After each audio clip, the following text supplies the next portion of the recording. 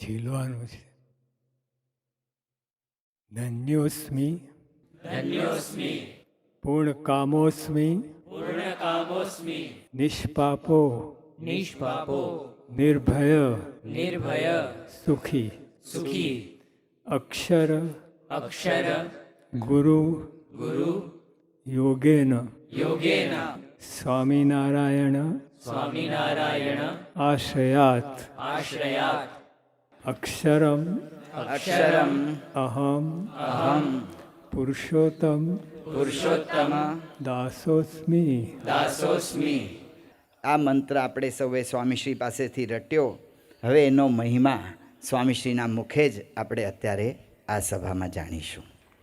આ મંત્ર આપણે આશરો પર ગયા અને આશરો કેટલી સુંદર વાત છે તે આપણને વાત થઈ. ધન્યોસ્મિ ધન્ય થયા. કોણ? પૂર્ણ પુરુષોત્તમ નારાયણ. એના ઉપર કોઈ સત્તા નથી. એમનો આશરો, એમને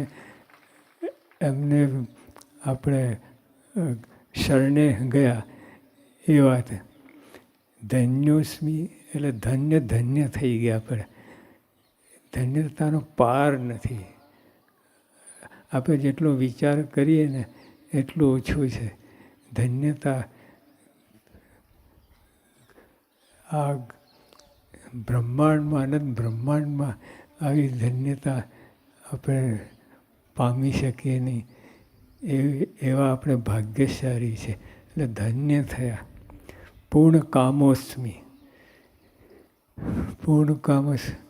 હવે શ્રીજી મહારાજનો આશરો થયો એટલે શું બાકી રહે? તો પૂર્ણ કામોસ્મિ એટલે બધી આપણી એક તો માયા સંબંધી તો કંઈ હોય નહીં, ભગવાન સંબંધી જ હોય. પણ ભગવાન સંબંધીમાંય આ કેટલે ટોપમાં ટોપ વસ્તુ પામી ગયા. પૂર્ણ કામોસ્મિ એટલે બધી રીતે આપણે કોઈ ઈચ્છા ના રહે એક ભગવાન સિવાય એ ત્યાં સુધી આપણે પહોંચાડવાનું છે. નિષ્પાપો અનંત જન્મના, આ જન્મના નહીં, આ 2-4 દિવસની વાત નથી. અનંત જન્મના પાપો એ બધાથી આપણે મુક્ત થઈ ગયા. આશરો કરવાથી, શ્રીજી માનો આશરો કરવાથી જ આ બધું થાય, નહીં તો કાંઈ ના થાય. નિર્ભય, કોઈનો ભય ન રહે. શ્રીજી મહારાજ મળ્યા પછી કોનો ભય રહે? જે આપણે આ લોકમાં કોઈ પ્રેસિડેન્ટ કે એનો જે આશરો હોય તો તમે બધી રીતે સેફ રહો. એટલે આવી રીતે એટલે શ્રીજી મહારાજના શરણે ગયા એ નિર્ભય. અને આપણે ભય રહેતો હોય તો આપણે આશરો કર્યો જ નથી. જે એમના શરણે ગયાથી શું બાકી રહે? અને પછી સુખી થવાની. દુઃખ ભયથી નહીં, હવે સુખી થવાની. અને સુખમાં તો આપણે અક્ષરરૂપ થઈને જે પ્રાપ્તિ થવાની છે એ સુખની વાત. બીજા સુખની વાત નથી. બીજા સુખ તો અનંતગોટી બ્રહ્માંડનું જે સુખ છે એ તો બધું નાશન તુજ ક્ષણિક. મહારાજ કે શેઠ પ્રકૃતિ પુરુષ સુધી, પાતાલથી પ્રકૃતિ પુરુષ સુધી બધા આપણે દેહ ભાવમાં રાચીએ છીએ. અને દેહનું સુખ તો કાંઈ નથી.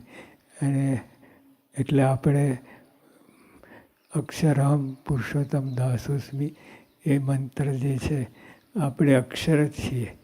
આપણે અક્ષરરૂપ થવાનું છે. એ અક્ષરરૂપ થવાની વાત છે.